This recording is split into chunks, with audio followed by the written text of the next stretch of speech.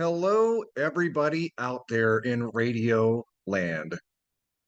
Y'all are listening to 89.1 WIDR Kalamazoo, and my name is Andy Argo. And for the next 2 hours, we're beginning doing a little bit of Media Cyphers. This is a weekly news program here at the station where we break down what is really going on here in the city of Kalamazoo, the state of Michigan, the so-called United States, and the rest of the world from a working class perspective.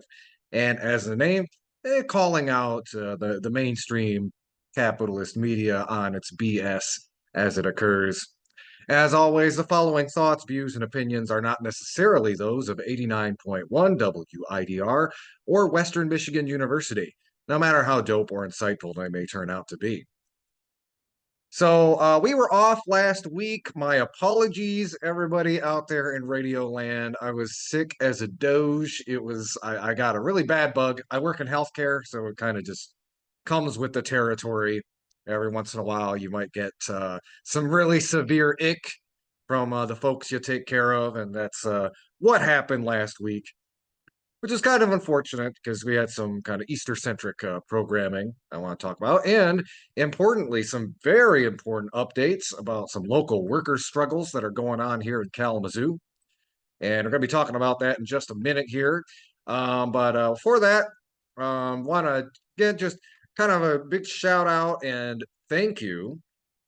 A couple weeks ago, we were re-airing our interview with Catherine Joyce. That was about a year and a half ago at this point, but still really good. And if you do remember that, we're going to be playing a little bit more of that kind of in the last quarter of the show here. So if you're interested in, again, learning more about Hillsdale College and its role as kind of a right-wing think tank, that is online. You can find it anywhere you get your podcasts, as well as on our YouTube page. Also, just a quick thing, if you're a fan of Media Cyphers, the program, we actually just printed out a bunch of half-sheet flyers. We've been sticking them up around town. If you're a huge super fan of the show and you would like to take it upon yourself to maybe stick some up around town for us, give me a shout. You can find me on our social media handles, email, also mediacyphers@gmail.com. So with that, I think I want to go ahead and go into our first big story, which is a follow-up to our really a big story a couple of weeks ago. It really seemed to resonate with the community. We got a lot of attention on this when we were talking about working conditions over at Crow's Nest Restaurant and Fourth Coast. And if you recall, basically this is almost a month ago at this point, but there was a big Reddit thread that got a lot of attention and traction. People, workers and former workers of Crow's Nest calling out some unsanitary and bad working conditions.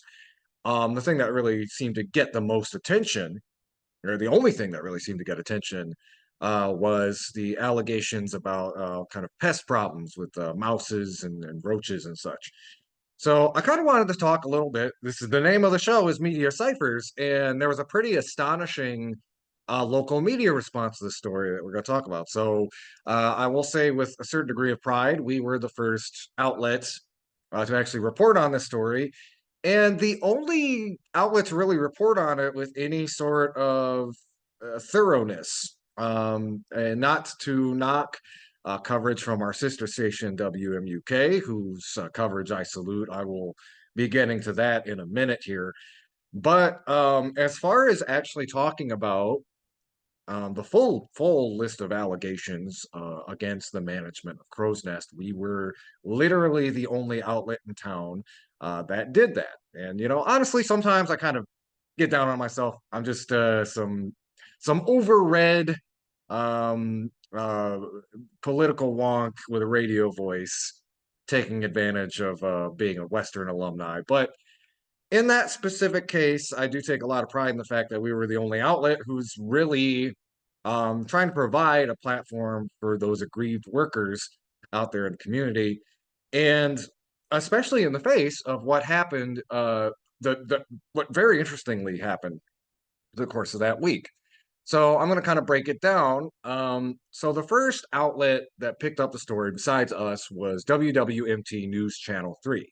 Now, you've heard us before. We've when they've done good work, we've praised it, but we have also pointed out time and time again that you know, this is a news station that is owned by a conservative media corporation, Sinclair Broadcasting. They do a lot of must runs that are literally from kind of conservative Republican think tanks.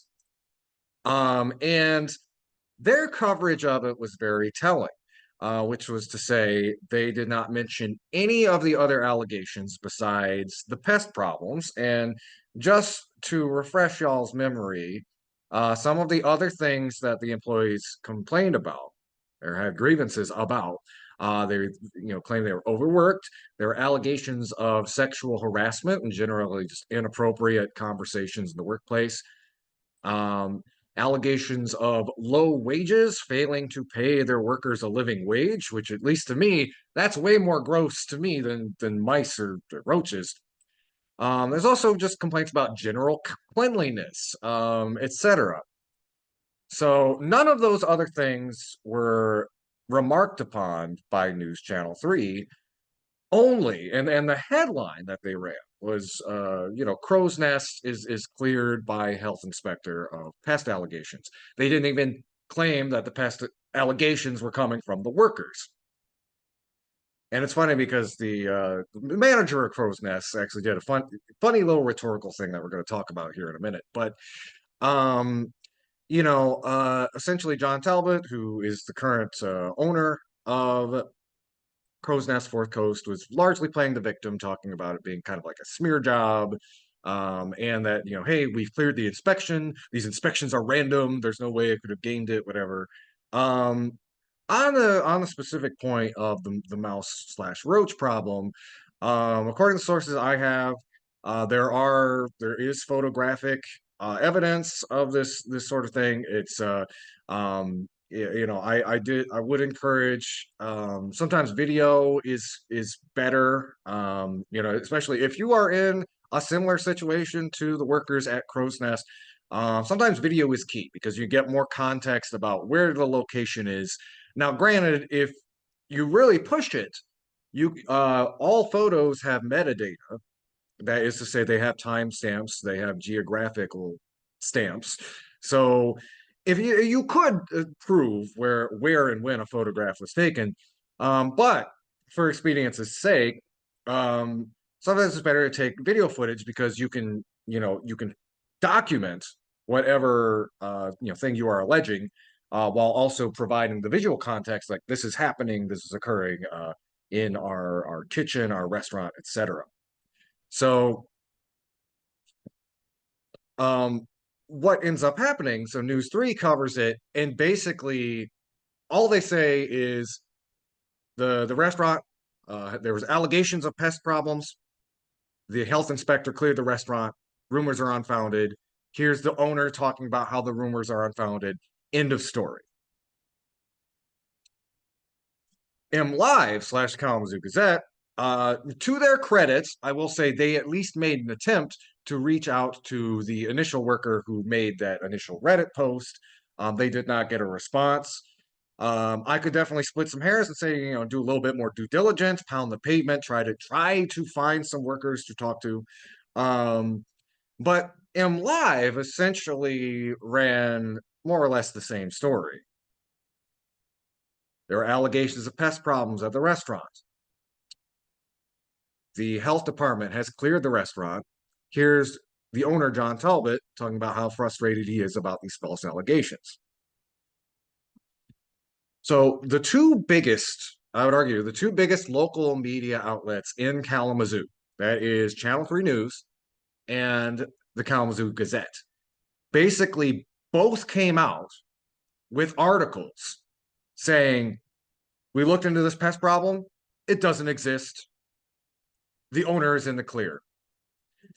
And there's a certain degree of journalistic malpractice here because neither of them looked at any of the other allegations. Again, there was a whole laundry list from people who are current and former Crow's Nest employees.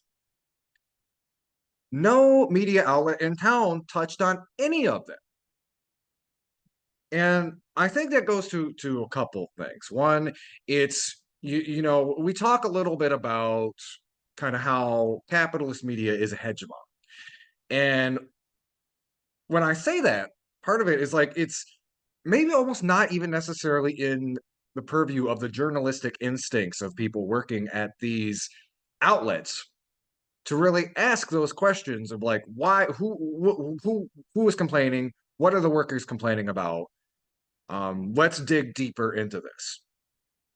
In a very real way, it felt, and this is, from response from my sources who work at the restaurant, it felt like being gaslit by the community. Like the community is coming back from your aggregation saying like, oh no, there's actually no problems at your restaurants. You're in the clear. Furthermore, we're only going to talk to your boss who has been, kind of at the root of a lot of these other grievances that you've been talking about. Now, I will say with a certain amount of pride, our sister station, WMUK, which is kind of our local NPR affiliate, also runs out of Western Michigan University. They actually did go back after the health inspector cleared the restaurant, and they engaged in they interviewed a couple of workers from Crow's Nest, who again said, "Hey, we understand what the health inspection said, but there are pest problems. There genuinely are pest problems, according to them, which is again right from the horse's mouth, so to speak."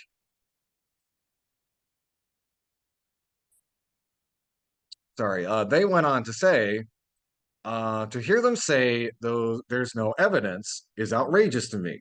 One said. And the two employees who asked to remain anonymous said they see roaches in the restaurant a few times a week and clean up mouse feces at the start of their shifts about as often. One employee added that health inspections tend to take place during business hours after workers have cleaned up as evidence of pests. And so with that, I do want to, I think if you're a Bronco, you should have a certain amount of pride that the only two media outlets in town that even bothered to get the workers' perspective on this issue were yours truly and WMUK. And I certainly have a certain degree of pride about that. So that's like the media analysis part of it. We've got the two biggest, most influential media outlets in town basically gaslighting the workers, telling them there are no actual pest problems in your restaurant, and we're not even going to acknowledge any of the other problems that you brought out into the open air. We're going to pretend they don't exist. Now, again, it kind of, I think it just leans into some of these very kind of like petty liberal biases that we have in town, which is, a lot of people's politics in Kalamazoo are, essentially like kind of culturally liberal, but when the rubber hits the road and you need to take a side between the workers and management, there are a lot of people I noticed getting like unusually defensive. Like they were angrier that their favorite brunch restaurant was being insulted or denigrated than the working conditions of the people who actually make that restaurant what it is. And I'm here to tell you, as somebody who, again, I grew up in Kalamazoo, I've been going to Fourth Coast since I was a teenager. That is the absolute wrong way to look at it. Don't get defensive. Don't have like this parasocial relationship with your favorite breakfast restaurant. That restaurant is the workers. The workers make Crow's Nest. The workers make Fourth Coast. And the question we should all have as people in the community is like, how can we support these workers? How can we make sure that their grievances are fully and really addressed? Because as of this point, the owner is not addressing them. I'm going to read a couple of excerpts. They actually, Crow's Nest did respond directly to this on the Kalamazoo meme page. And they do cite the fact, as we cited in our last report, they have not had any bad reports come back from the health inspector. But they talk about, how they came from outside the community and that they personally are viewed as outsiders.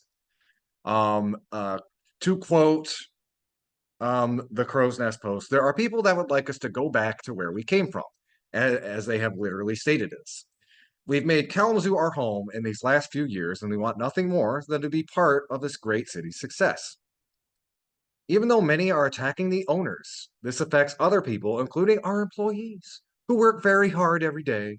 Please respect their privacy, leave them alone, and stop trying to negatively comment on them as well. Okay, so why am I reading this sarcastically? I wanted to just break down a couple things. Again, um, these these grievances, these boilerplate workers' grievances, the owner is coming out and making a public statement, making it all about them.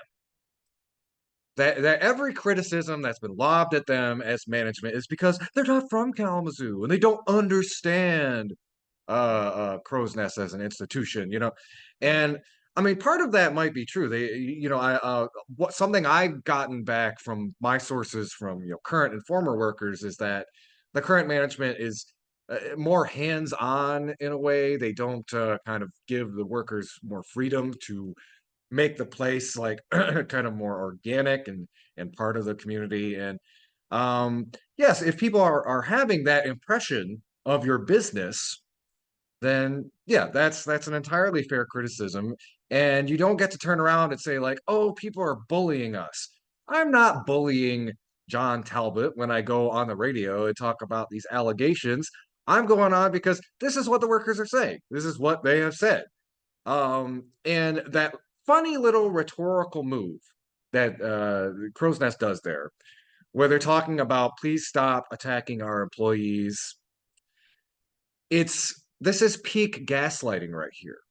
The owner knows full well where these allegations came from.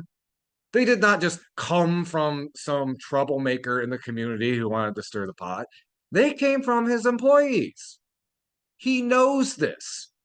But in order to save face and in order to not have to materially address any of his workers' complaints, he's trying to elicit sympathy from the community and saying, hey, my poor workers just love the restaurant. They don't actually have any problems, and you need to stop bullying them. Do you know the people who've been bullying the workers online? The people who've been bullying the workers on the line are the ones who are doing the gaslighting, who are telling the workers that they don't know the conditions that they're working under. They are the people who want to provide cover for the owner of this business. Don't get bamboozled, folks. I'm just telling you, like this is the way that the restaurant's trying to spin this. They are ignoring the myriad allegations from their workforce while trying to elicit sympathy from the community, saying that them and their employees are being bullied. They're just completely misrepresenting what this situation is all about, which is, again, about a beloved Kalamazoo institution under a management that is not doing right by its workforce. And again, I think I will give a little bit of for News 3 for the Gazette. This can be kind of a difficult topic because finding sources is not the easiest thing. As many of the workers I've been in contact with have said, they do not want to reveal themselves, reveal their identities out of fear of retaliation, possible firing from the boss. Now, obviously, it is illegal for any manager or employer to fire an employee for organizing or for being a whistleblower, but employers often try to find ways around that. If you come in 2 minutes late, if you X, Y, or Z, you can make up a more legitimate reason to fire somebody.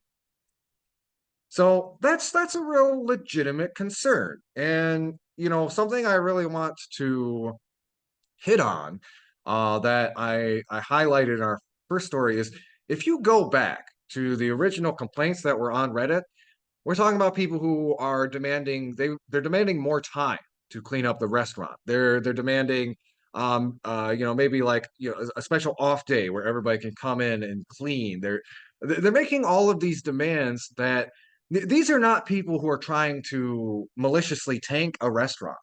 These are people who deeply care about the restaurant, who recognize Crow's Nest and Fourth Coast as the community institution that it is, and who want to save it. The initial person who posted the thing, Talk framed it in we need to save Crow's Nest restaurant. So again, we have this disingenuous framing coming from management, and we have the core media outlets in town who are like leaving out more than half the story, like 75% of the story at least. But even, again, News 3 and M Live, they both have, way more resources than I have just coming on the radio once a week. I'm a working dude. I work between 40 and 50 hours a week.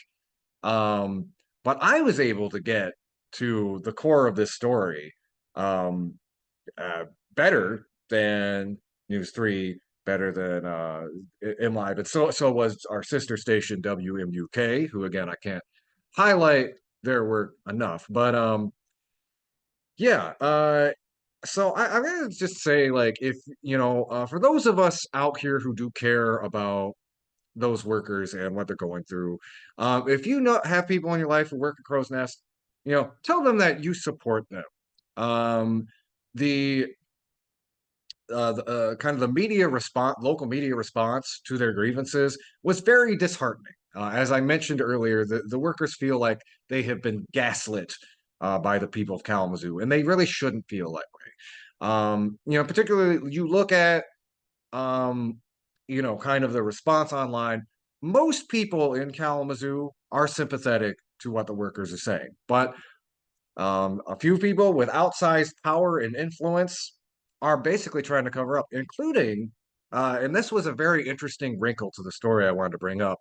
The city of Kalamazoo at one point actually was trying to kind of put their fingers on the scale. And so what happened? This was a few days ago. Um, and I wanted to mention this because so about a week ago, Discover Kalamazoo, which is part of the Kalamazoo, it's affiliated with the city of Kalamazoo. They're basically the promotional arm of our local chamber of commerce. And they very auspiciously, kind of about a week after this all went down, decided to create a promotional post about Crow's Nest restaurant. Not just me, but several other people rightfully kind of brought some critique and criticisms, like why are you promoting this restaurant when there's all these grievances out in the air from people who work at the restaurant? About 15, 10, 20 minutes after I posted something about it, or posted a comment on this thread, I was blocked from the Discover Kalamazoo page, and my comment was deleted. This happened to several other people as well. Now, as I kind of mentioned to them in an email, like, this really has the strong appearance of an entity that is directly affiliated with the city. By the way, this is related to a government institution, trying to suppress the voices of workers, trying to suppress the voices of people who stand with them, and trying to elevate the needs of a local business owner who is deliberately ignoring the grievances of their employees. And again, saying it's a bad look, but it's even worse look to come out and basically censor those voices online. Now, I will say, to the city's credit, so I emailed them this about this incident, and I did get a response. And what they essentially had to say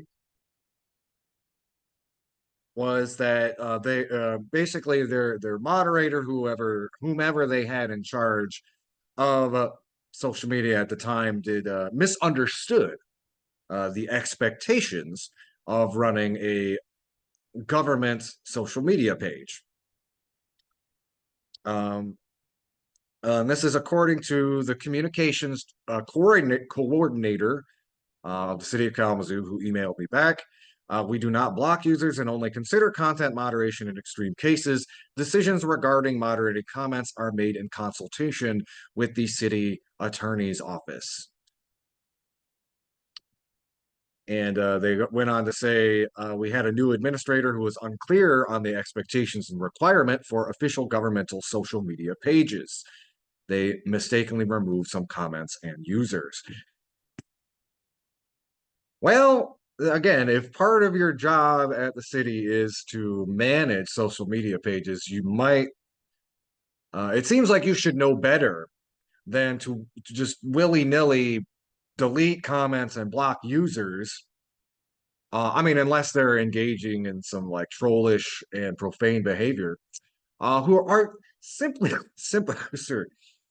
simply and professionally disagreeing with the content or the idea of what you're posting. And again, look at this from the perspective of somebody working from Crow's Nest. You see the city administration essentially come out on the side of your boss and ignore the grievances you have put. It's maddening, absolutely maddening.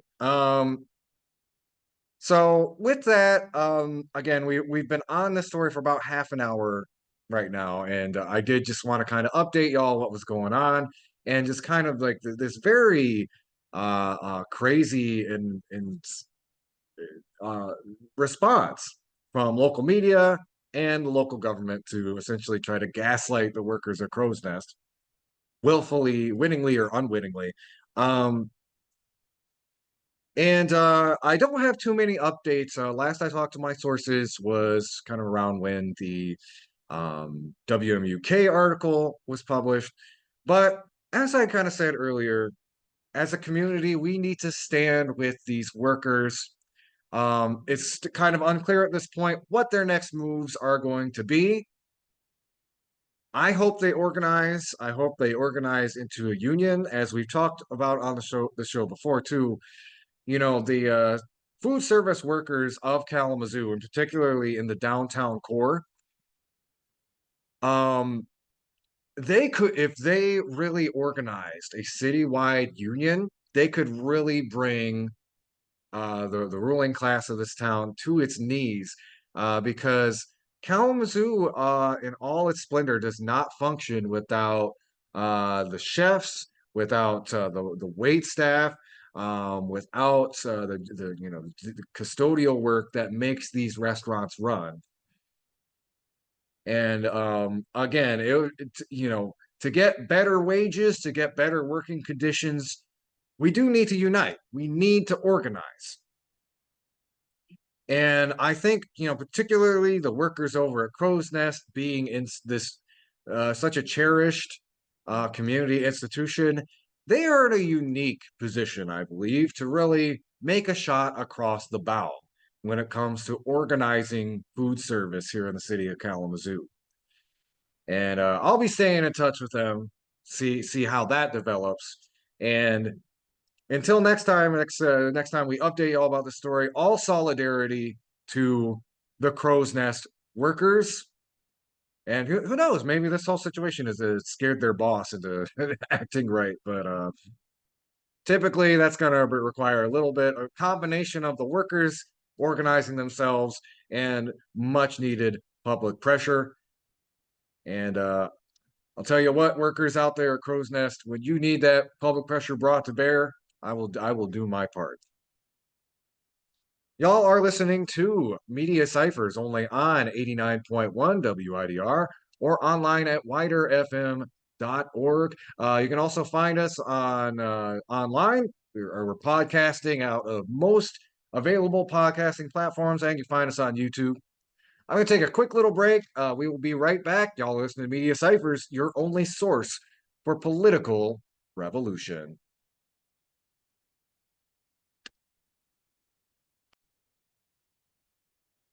Hello again, everybody out there in radio land. Y'all are listening to Electropop Therapy, only no, Media Cyphers, sorry. I do two shows. If you stick around after this, I am going to do a music show and kind of lighten things up a little bit. But no, this is our political current events, new local events talk show. This next story I want to talk about, we're going to go from kind of the Vine neighborhood out to Portage, and this is kind of a story we've been kind of touching on here and there for the last couple of years now. And if you remember, there was a big story just a couple years ago about the Metro bus system versus the Crossroads Mall. And there is another curious wrinkle in this story. So the current owners of the Crossroads Mall have decided to remove the bus shelter over at the Crossroads Mall bus shelter. And they did that at the end of last March. And apparently, this was at the specific request of the owners of the mall. That's Kohan LLC. Uh, and one, before I get into, I mean, we're going to dig a little bit deeper into who Kohan is and all that, but it's really fascinating that almost out of pettiness, the owners of the mall, because they were unsuccessful in suing City Metro Transit a couple years ago. Basically, the Crossroads Mall is notorious for having these gigantic swimming pool sized potholes, and they're trying to sue the Metro Transit of Kalamazoo, saying that the weight of the buses is what was causing all the potholes. Now, that's a kind of dubious claim at best. But also, again, it's a reciprocal relationship. The bus brings in customers to the mall, drops them off, picks them back up. It's essentially a customer base. And now you are punishing customers that use Metro Transit to get around. And again, more and more people are doing that nowadays. It's not even necessarily like only for, houseless or poor people. A lot of people just choose to use Metro Transit because, I myself, I don't own a vehicle. I'd rather spend my money on vacations and records and stuff like that. But you're essentially alienating a customer base that uses the Kalamazoo Metro Transit to get around and punishing them. You're saying, hey, you're going to be exposed to the elements if you come to the mall. If you have to come and wait for your bus, you're going to get rained on. You're going to get snowed on. You're going to have the sun directly on your head on very hot days.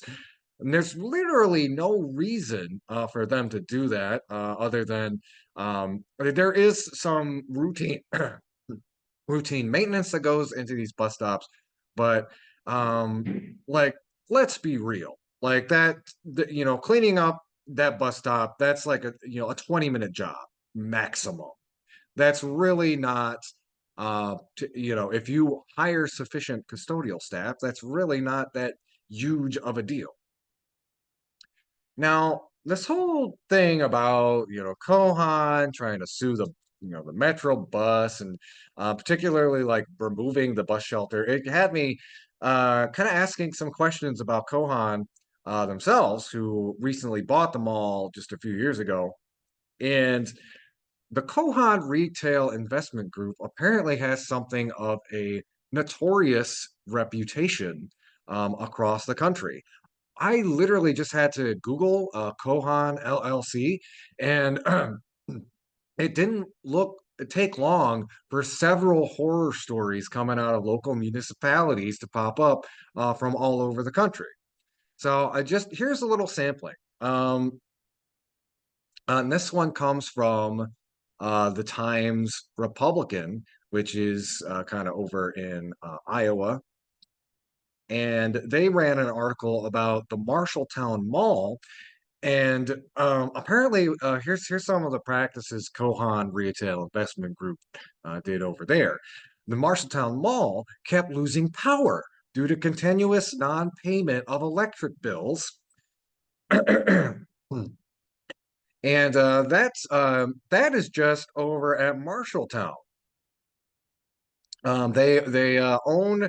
They own malls all across the Midwest: Cedar Rapids, Southern Hills Mall in Sioux City, Westland Mall in West Burlington, Story City Outlet Mall and Southbridge Mall in Mason City. And this is apparently a pretty widespread phenomenon. There's continuous disputes that revolve around the non-payment of utility bills, property taxes, mortgage payments, and the Mason City Globe Gazette reported that the Cerro Gordo County treasurer sued Kohan for owing hundreds of thousands of dollars in delinquent taxes in 2018. That mall was eventually sold to another developer in 2022. The another Kohan-owned mall, the Tulsa Promenade over in Tulsa, closed permanently due to ongoing fire code violations, according to a news affiliate out of their KTUL Channel 8. Here's another story. This comes from WLBT3, and this is out of Jackson, Mississippi. And they talk about the Briarwood One Mall owner, which is, again, also our friends here at Kohan LLC. He basically has been letting the Briarwood One building decay, and after 2 years since they bought the building. This is fairly recent too. This article was published in December of 2023. Jackson's director of planning development said that their permit also hit a snag. Chloe Dotson said the contractor hadn't submitted the proper clearance from the Mississippi Department of Environmental Quality to get the permit in the first place. An order filed by municipal judge Jeff Reynolds now holds two defendants in contempt on the case: Ready One Management LLC and Roger Thomas, who were supposed to purchase the property and tear it down. They never did because they claim funding fell through. Kohan must now demolish the building by January 2nd after more than a year of legal limbo. A cursory search of Kohan's company name online, the Kohan Retail Investment Group, finds the real estate firm has a history of wrangling with local leaders, as we've seen here in Kalamazoo. Kohan's even been called a mall scavenger in real estate publications for their approach to buying properties. The company owns more than 50 malls across the country. How does Kohan make their money? Analysts say they buy those properties at the verge of death and then sell them for parts. Another story out of the Beaumont Enterprise talks about how Kohan LLC owes the Port Arthur Central Mall, which they own, owes over $355,000 in property taxes. So, as we've been grounding these stories about, the Crossroads Mall trying to sue the bus system, now very passive aggressively taking down the bus shelter at the mall. We see that this is a pathological behavior on the part of Kohan Management LLC to basically strip mine the malls of America. And it looks like Crossroads Mall is the newest to enter its portfolio. Now, in the coming years, are we going to see similar mismanagement? Are the lights going to go out? Are they going to owe back taxes? Well, if history is any indication, it looks like that may just be the case. Now, it's kind of interesting because malls are, when we're looking at it from a worker's perspective, or even like a more overtly socialist perspective, you're not going to find a lot of people crying tears about the death of the American mall, myself included. I don't really like going to Crossroads Mall. Sometimes I need to go there to like fix my phone or whatever. But it does bring up interesting ideas and possibilities about the use of public space. So, the mall is also it is where the community comes together. Especially if the weather is inclement or during the winter, it's one of the few places many people in the community can just go and walk around without having to brave the elements. It is worth wondering, once Kohan strip mines the Crossroads Mall, what are we, the people of Portage and the greater Kalamazoo area, what's going to happen to that property? Are we going to let it, derelict and decay? Or could this be an opportunity for us to turn it back around and maybe turn the infrastructure of the mall into something that can have a better community use? And there have been models of communities around the country who have done similar things, kind of transforming their malls into areas that are more communal. I believe I can't remember if it was out of Iowa. Somebody turned a mall into like a public, community college. Um, we've also have, some malls have been turned into housing. Some malls have been turned into kind of subsidized areas for just small community artists and nonprofits to have some space and share their wares. There's a lot of possibilities. And I encourage, the people, particularly working people out in Portage and the people who represent them to kind of start thinking about these possibilities because as long as the Kohan Investment Group runs the Crossroads Mall, it's very likely that the mall itself is running on borrowed time. We will link all of the relevant articles in the show notes for all y'all out there, Radio Land. We're going to take another quick little break. Y'all listening to Media Cyphers only on 89.1 WIDR or online at widerfm.org, your only source for political revolution. Hello again, everybody out there in Radio Land. Y'all are listening to Media Cyphers only on 89.1 WIDR or online at widerfm.org. Man, I want to give a big shout out to it's not often I get fan mail and typically when I do get a commentary on my stuff, it's usually like angry reactionaries. Oh, you dang darn Marxist. I'm like, you caught me. But got a really lovely letter and gift from folks over at Critical Hit Collectibles. They sent me this delightful sticker. It's kind of in the style of Dunkin' Donuts. America runs on wage slaves. So again, thanks so much. It really warms the cockles of my heart. Again, it's sometimes hard to tell if I'm kind of shouting into the void, but sounds like some people are tuning into the void. So thanks again. Much appreciated. So with that, let's go ahead. We're going to get on to our next story, and this is kind of a quick hit, but I really wanted to highlight. We kind of started this show criticizing Channel 3 news, so I did want to highlight some really solid local journalism from a local TV news outlet. Folks over at Channel 13, that's the ABC affiliate up in Grand Rapids, highlighted the rent crisis in a really pertinent and very personal way. They interviewed an elderly couple that is dealing with just the stratifying cost of rent in the Grand Rapids area. I'm just going to read this article real quick. It's closing in on us. Senior couple says the cost of rent in Grand Rapids may force them out of the area. Studies have shown Michigan has experienced one of the highest increases in rent in the country. People on fixed incomes say they feel squeezed. We really like it here. We have good neighbors. We hate to leave Grand Rapids, said the husband of a senior couple inside their apartment of 25 years. The couple asked to stay anonymous out of concern of potential retaliation from their apartment management. It's financial squeeze all the way around, said the husband. Lifelong Grand Rapids residents, the pair are both retired and living on fixed incomes from their pensions and Social Security. Recently getting rid of a car, they said they have already been feeling squeezed due to prices of food and insurance.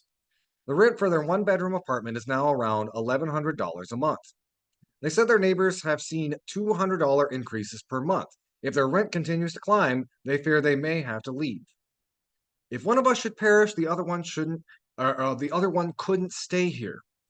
We lose our pension and Social Security, of course, said the husband. You wanted to retire, but now you think, wow, maybe we should have waited until we're 90 or something. They said they have not qualified for assistance. They struggle to find a place to live that they can afford without sacrificing accessibility to their doctors and family. A recent study by Rent.com said Michigan saw one of the largest spikes in rent in the country. Between January 2023 and January 2024, Michigan saw a 12.47% year to year increase. Michigan's median rent price is now $1,500. That's another thing to think about. We were talking about like low wages and things like that around the city. And if you're only making, say, $15 an hour, that's I can do, calculate real quick. But I mean, that's something like half of your total income. And that's just absolutely crazy and really just unacceptable.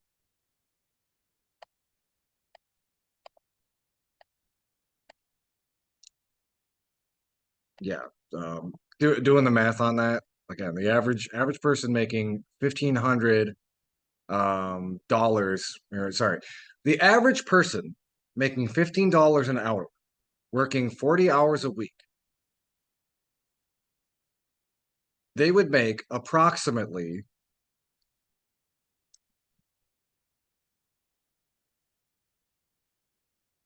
sorry, $3,600 a month. 1,500 is almost half of that. And of course, we're not even thinking about all of the other bills and expenses that the average person has to deal with: car insurance, gas, groceries, electric, garbage, etc. The squeeze is very real. And especially with these older couples who live on fixed income, it's even more difficult. Going on, just like in the rest of the economy, inflation has affected rental property owners for both supplies for fixing the house, maintaining the house, water heaters, furnaces, and then also labor costs, said Erica Farley, executive director for the Rental Property Owners Association of Kent County. Farley explained that the RPOA, as an organization that is mostly made up of small and private rental owners who mainly rent up to a handful of houses at a time. She said that many of their members have long-standing tenants who have been paying the same price for years. These are members of the community, said Farley. These are people who are in the grocery store with you, and have kids in school with you, or at church with you. Along with economic conditions, the RPOA attributes the state's aged housing stock, along with large out-of-state management companies buying properties and increasing prices. When these larger management companies come in, they kind of buy in bulk. It's just like anything else, it's going to drive up because of that supply and demand. That starts to push out the smaller property owners and the housing providers. It starts to push them out of the industry. From their Grand Rapids apartment, the couple said their neighbors have been one of their favorite things about living there. However, the increased prices from their property management have been slowly pushing out their neighbors. It's just a turning point for a lot of us here, said the husband. Everybody we know has been looking. Local resources for access to affordable housing in Grand Rapids and Kent County include the Grand Rapids Housing Commission and so on. We'll link to that in our show notes as well. But again, that was some really good journalism. The Channel 3 and the Gazette take notes from WZZM 13. It's an ABC affiliate out of Grand Rapids. So going on to talk a little bit more about labor organizing at the state level, we've got an interesting story here from Bridge, Michigan, talking about staffers in the Michigan House who are looking to unionize. This is something we've seen at the federal level, and we're seeing a little bit more in states around the country. This is an article from Lauren Gibbons. It was published on April 4th. Michigan House staff aim to unionize in Living Our Values test for Democrats. In 1983, fresh off a union job at General Motors, former state representative Tim Sneller, then a 25-year-old Michigan House staffer, met with a few of his colleagues to discuss what unionizing their workplace might look like. The effort was over almost as soon as it began. Basically, the leadership in the House got wind of it and said, "Nope, you don't want to do that anymore," the Burton Democrat recalled, noting that he was fearful of getting fired at the time. 40 years later, working under a new Democratic majority that has approved a slew of labor friendly laws, current state House staff are picking up where their predecessors left off. Organizers are circulating union cards and last week publicly declared their intent to organize with Teamsters Local 243. The staffers want what all workers deserve: a living wage, job security, fair treatment, and respect for the work they do on behalf of elected officials and Michiganders. Scott Quinville, Local 243 president, said in a recent statement. Unionizing political and legislative staff is still a relatively novel concept, but it's one that's picked up steam nationally in recent years.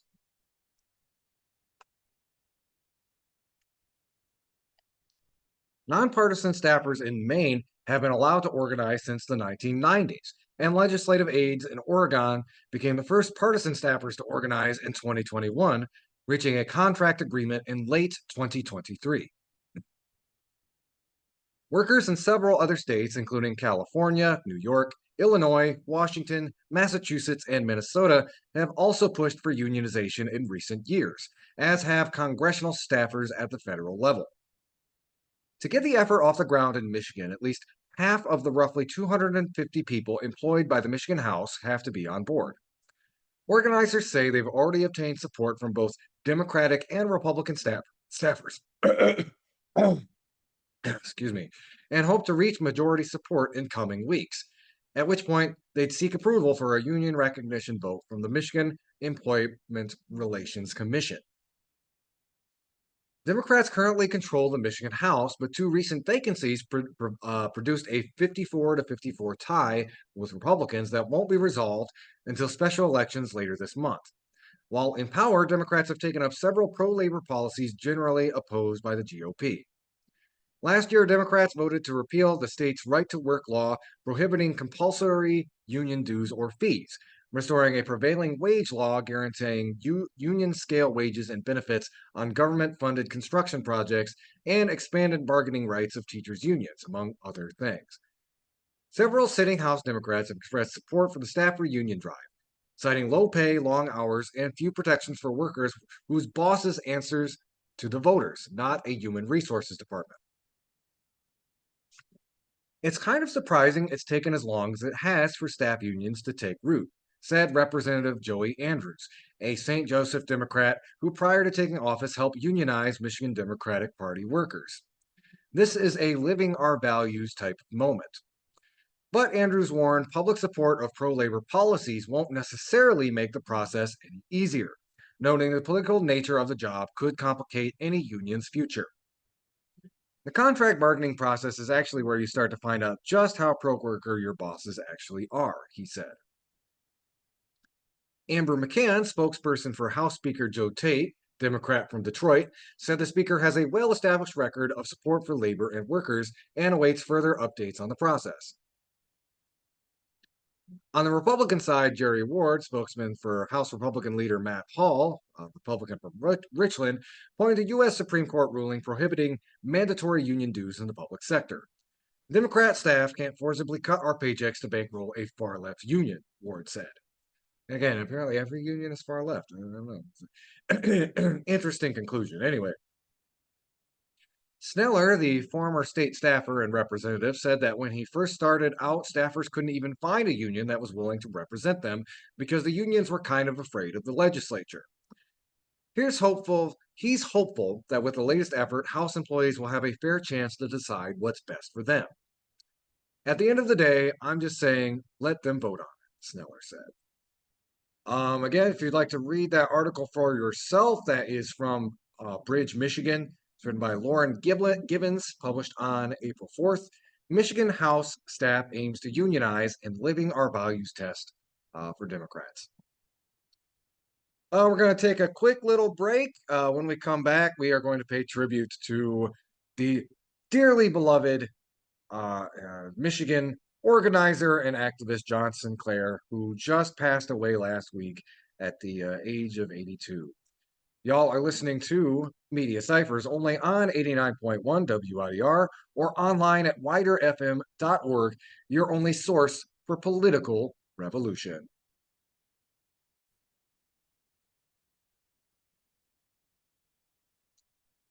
Hello again, everybody out there in Radio Land. Y'all are listening to Media Cyphers only on 89.1 WIDR or online at widerfm.org. So this next article is talking about the dearly departed John Sinclair. If you don't know them, they were deeply involved with the Detroit um, counterculture music scene in the late 60s and early 70s. Was a kind of a known he helped manage and was deeply involved with the MC5, kick out the jams, as it were.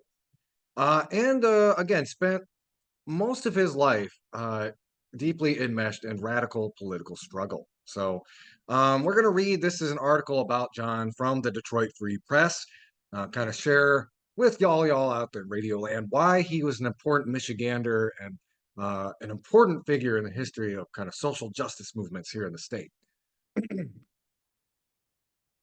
This is written by Bill McGraw and was published on April 2nd.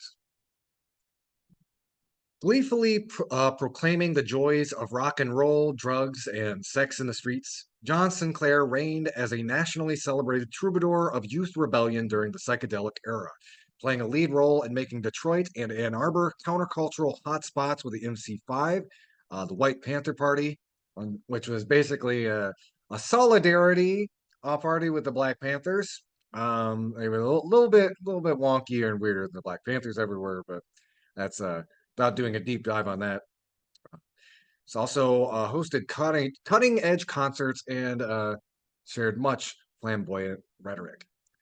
Sinclair, who lived in Detroit, died Tuesday after years of declining health. He had been hospitalized at DMC Detroit, receiving hospital for 2 weeks before his death at 7:58 a.m. His longtime publicist told the Detroit Free Press. He was 82. Sinclair's utopian dream of a post-industrial society based on leisure and marijuana never went beyond a small group of collaborators.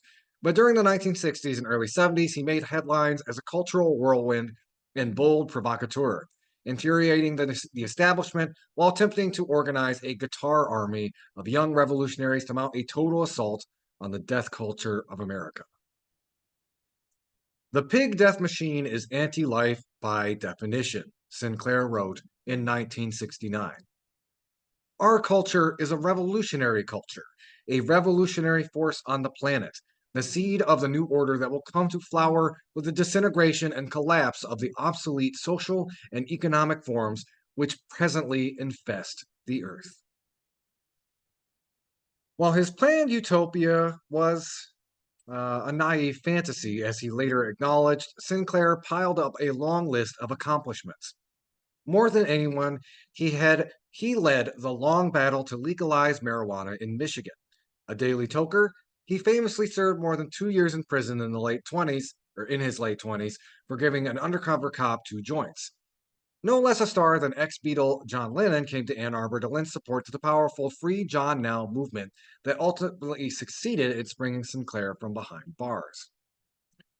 In a more consequential criminal case, he and 2 comrades defeated the administration of Richard Nixon before the U.S. Supreme Court in 1972 after being charged with conspiring to bomb a CIA office in Ann Arbor.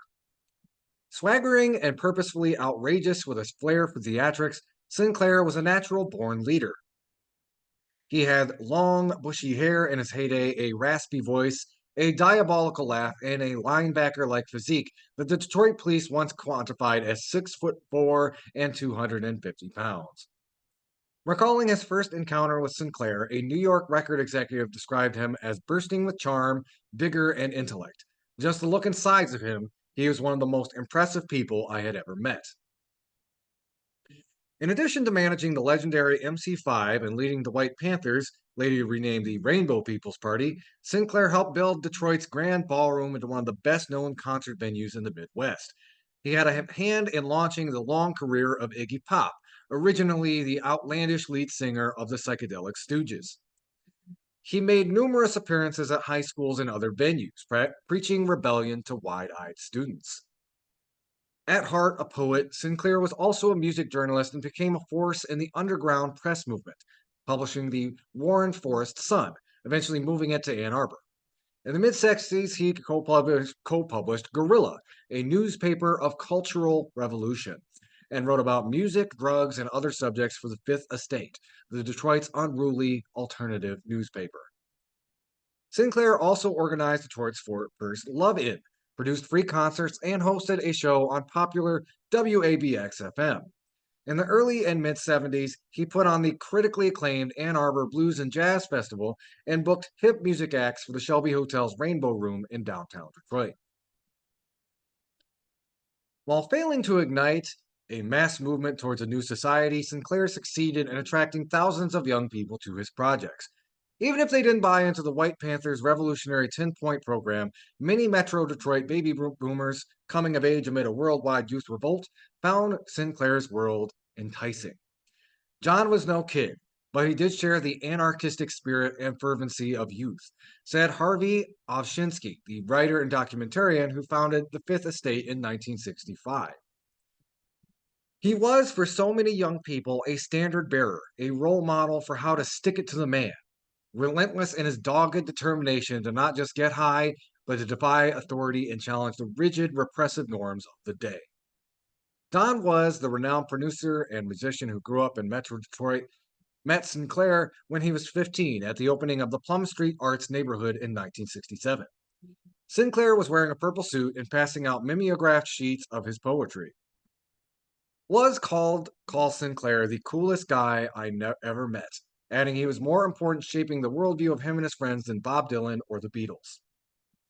He was the first kind of cultural revolutionary to demonstrate to us kids here in Detroit that you could free yourself from the world of Brill Cream and Ozzie and Harriet, was said in a 2023 interview on WDET FM. For that very reason, many parents, cops, and educators reacted to Sinclair with horror. Sinclair derided them as squares and plastic people. The rebukes intensified when adults heard the four-syllable MF bomb in the first line of the MC5's most popular song, Kick Out the Jams. Detractors also objected to Sinclair's cheering for the Viet Cong, finding excitement in Detroit's 1967 unrest and assailing cops as pigs, which personally I find very insulting to pigs. They're very beautiful animals. Going on. Sinclair would be overbearing and self-involved, and he had critics on the left as well. After he led a group of Ann Arborites to Detroit in the mid-70s to restart the Sun, the Fifth Estate, by then a rival, took issue with the Sun's commercialism and unquestioning support of Mayor Coleman Young. At one point, the Fifth Estate published a caustic parody of the Sun with the lead headline, Jail John Now, a sarcastic twist on the recent campaign to free Sinclair from prison. In rallying young people to revolt, Sinclair set out the details of the new society he envisioned with vague, hyperbolic predictions, as when he encouraged people to drop acid. LSD, he wrote, was the catalyst which transformed rock and roll from a music of simple rebellion to a revolutionary music with a program for living in the new age of post-industrial, post-scarcity abundance, which will come to flower with the final collapse of Western civilization. And I will say, again, it's really interesting looking back on the '60s as I'm uh, a, a Marxist community organizer here in 2024, and there's a lot of kind of weird abstraction in the '60s, particularly from a lot of kind of the white hippie types about like, LSD and marijuana being a gateway to revolutionary thought and action. Um, Look, y'all, those are fun. Those are fun, like recreational things to do, but they're not going to be a gateway to revolution. That requires just, on the ground, one foot in front of the other, organizing, talking to your community members, educating them, etc. Drugs ain't gonna do that. But it's very interesting through line, a lot of 60s counterculture. But in any case, I want to talk a little bit more about the way Sinclair really uh, he was really impactful in the way he brought kind of white solidarity to black struggles. And this article talks about this at length. In the late 60s, Sinclair, his ally, Pun Plamadon, and a small band of followers, tired of police harassment and surging crime in Detroit, moved to two mansions on Hill Street in Ann Arbor. They stepped up their revolutionary rhetoric and founded the White Panther Party, modeled after the Black Panthers. Sinclair became chairman. White Panther members acquired rifles and took target practice in the woods, and MC5 members posed wearing cartridge belts and brandishing long guns as if they were guitars. One member of the Black Panthers reportedly dismissed the dope smoking Panthers from Michigan as psychedelic clowns, but authorities paid attention. While the White Panthers never used the weapons beyond photo ops, the FBI, conflating their bark with their bite, called the Panthers potentially the largest and most dangerous of revolutionary organizations in the United States. In 1972, after having been freed from prison for his marijuana conviction, Sinclair found himself in more serious difficulty. In 1969, a federal grand jury had indicted him and two other White Panthers, Plamadon and Jack Forrest, for conspiring to dynamite a clandestine CIA recruiting office on Main Street in Ann Arbor in 1968. The FBI maintained Plamadon planted the bomb.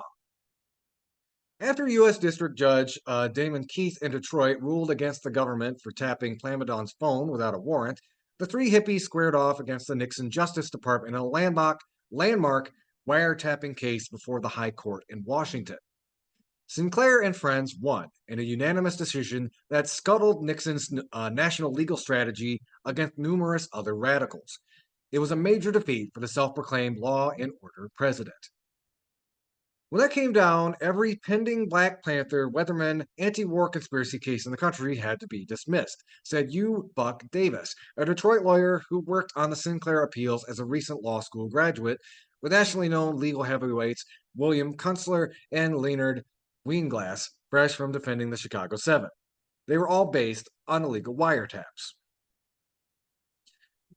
By the mid 1970s, Sinclair had turned away from revolution and embarked on a career as a writer, producer, and performer, churning out poems, essays, articles, CDs, and books. He toured widely, reciting his poetry to musical accompaniment, often with his band, the Blues Scholars. He also worked as a disc jockey in Amsterdam and New Orleans, two cities in which he spent considerable time during the 90s and early 2000s. A lifelong lover of African American arts, especially jazz and blues, Sinclair urged young white people to go beyond the Beatles and Rolling Stones and explore the roots of black music and the recording artists who set the stage for rock and roll. He worshipped Young, Detroit's first black mayor. I came to Detroit as a refugee from white American society, attracted to this teeming center of African American culture, he once wrote. John Alexander Sinclair Jr. was born on October 2nd, 1941 in Flint, and grew up in a middle-class home in nearby Davison. Raised Catholic, Sinclair said he enjoyed a happy childhood. His father, John Sr., worked for the Buick division of General Motors for 43 years, rising from the assembly line to middle management. His mother, Elsie, was a teacher. In high school, Sinclair discovered black radio, began hanging out in African American neighborhoods in Flint, and fell in love with the writing of such Beat Generation icons as Jack Kerouac and Allen Ginsberg. An aspiring DJ, he spun records at dances under the name Frantic John, a tribute to Frantic Ernie Durham, a radio DJ in Flint and Detroit who rapped between songs. Sinclair began his college years as a frat boy at conservative Albion College, where he said the only beatnik on campus introduced him to Dig, Miles Davis's classic, and hooked him on jazz. He transferred to the University of Michigan Flint and graduated with an English degree in 1964. He immediately moved to Detroit and fell in with a group of musicians, artists, poets, proto-hippies, oddballs, and rebels around Wayne State University. He pursued a master's degree in American literature, but claimed WSU officials expelled him one class short of graduation because I was a dope fiend. Detroit, Sinclair said, was the place where you could hear jazz all night and cop weed or pills whenever you wanted to. He soon met the woman he would marry, Magdalene Arndt, an East German immigrant. As Lenny Sinclair, she became a well regarded photographer who joined in countercultural adventures and documented them in images that are celebrated to this day. Parents of two daughters, they divorced in 1988, and in 1989, he married Patricia Penny Brown. Sinclair and others founded the Detroit Artists Workshop, a loosely knit collective that eventually included several houses and two buildings around West Warren Avenue and the Lodge Freeway that served as venues for avant-garde culture and publications. Sinclair and Associates started Trans Love Energies to manage the growing enterprise, which eventually included a short-lived store. By 1967, Sinclair had hooked up with the MC5, a bombastic rock quintet originally from Lincoln Park. They are trying desperately to break through in a thriving regional music scene amid the garage band frenzy of the British invasion and Motown. With Sinclair's guidance, the MC5 rocketed to fame, signing a contract with Elektra Records and winding up on the cover of the Rolling Stone magazine in January 1969. They became Detroit's must-see bad boys with their radical message, cacophonous music, sex-drenched lyrics, onstage theatrics, and constant hassles with police. Novelist Norman Mailer heard them in a Chicago park during the 1968 Democratic National Convention and described their sound as the roar of the beast in all nihilism. Sinclair's relationship with the MC5 deteriorated, though, and the band fired him in 1969 after some members tired of acting as frontmen for the White Panther Revolution. Moreover, in the liner notes for the band's first album, Sinclair used the F word, prompting the important J.L. Hudson department store chain to refuse to carry the record. In retaliation, Sinclair took out an underground newspaper ad to attack Hudson's by employing the same word, and Elektra severed ties with the band. The bungling of the Elektra contract and other miscues left us believing Sinclair wasn't able to take the band anywhere but down. MC5 bassist Michael Davis wrote in a memoir. Not long after the MC5 showed Sinclair the door, a judge sent him to prison. The Detroit Police Narcotics Squad busted Sinclair for marijuana 3 times in less than 3 years, once sending more than 24 cops to raid an apartment filled with stoned hippies listening to John Coltrane's A Love Supreme. After his second arrest, he served 6 months in the Old Detroit House of Correction. It was his third arrest in December 1966 that led Sinclair going to prison in 1969. His crime, giving, free of charge, 2 joints to an undercover Detroit policewoman. In the 3 years between bust and imprisonment, Sinclair and his attorney, Justin Ravitz, the famous legal activist and judge, worked hard to overturn Michigan's then harsh drug laws. Their advocacy is sometimes cited as one of the first substantial steps towards decriminalizing marijuana in the United States. In sentencing Sinclair to a minimum of 9.5 years, Judge Robert Colombo Sr. insisted it was not for his beliefs, but because he deliberately flaunted and scoffed at the law. Citing his propensity to use drugs, Colombo refused to allow Sinclair the normal courtesy in nonviolent cases of remaining free while he appealed. Police wrestled him into a courtroom holding cell. They put UEP Newton in prison and didn't stop the Black Panthers, Sinclair cried out through the bars. They put John Sinclair in, and it won't stop the White Panthers. The spirited campaign to free Sinclair made him a radical superstar. It culminated in a rally before a stoked crowd of 15,000 at Chrysler Arena in December 1971. Lennon, only a year and a half removed from the Beatles, sang a song he wrote at 3 a.m., the climax of a 10-hour show that also featured Stevie Wonder, Bob Seger, and many others. Yoko Ono stood next to Lennon on a crowded stage, beating a bongo drum. It ain't fair, John Sinclair, in the stir for breathing air. Won't you care for John Sinclair? 2 days later, the Michigan Supreme Court released Sinclair on bond, and he never spent another day behind bars. In all, he served 29 months in Marquette and Jackson prisons. After the subsequent victory in the wiretapping case, Sinclair gradually moved away from radical politics but remained active in local music and cultural circles. He slowly grasped that most young people, while attracted to his gospel of free love and marijuana, had not been interested in revolution. I realized that wasn't the world they wanted, he told filmmaker Charles Shaw. They wanted to have a job, they wanted to have a car, they wanted to live in the suburbs and bring their kids up and have them go to all white schools. I said, they can do that, but I'm not going to. As he aged, Sinclair might have veered away from revolutionary rhetoric, but he never changed his mind about marijuana. He called it a sacrament, and he was almost always stoned. By December 1st, 2019, Sinclair was one of the first people in line to buy the over the counter weed in Michigan. It was about 1 year after 56% of state voters approved a measure to legalize the drug, and 50 years after Judge Colombo sent him to prison. A friend pushed him in a wheelchair. They purchased $160.35 of pre rolled joints named Gorilla Glue Number 4 and Forbidden Jelly. To me, this is all for other people, Sinclair told reporters. I've been able to get weed every day since 1962, but I'm glad for the average person that they don't have to worry about it anymore. He is survived by his daughters Celia and Sonny, his granddaughter Beyonce, and his ex wife, photographer Lenny Sinclair. John Sinclair was 82. Again, you can find that article from the Detroit Free Press. Encourage y'all to check it out. So we're gonna take a quick little break. We come back. I think I'm actually gonna switch gears, and I know I mentioned. So if you tuned in to about 2 weeks ago, we were playing kind of one of our greatest hits in preparation for Easter. It was interviewing Catherine Joyce about Hillsdale College. I think we're going to go back to the archives, and again, in observance of the Easter holiday, I'm going to go back to a wonderful sprawling conversation I had a couple years ago with Reverend Nathan Dannison.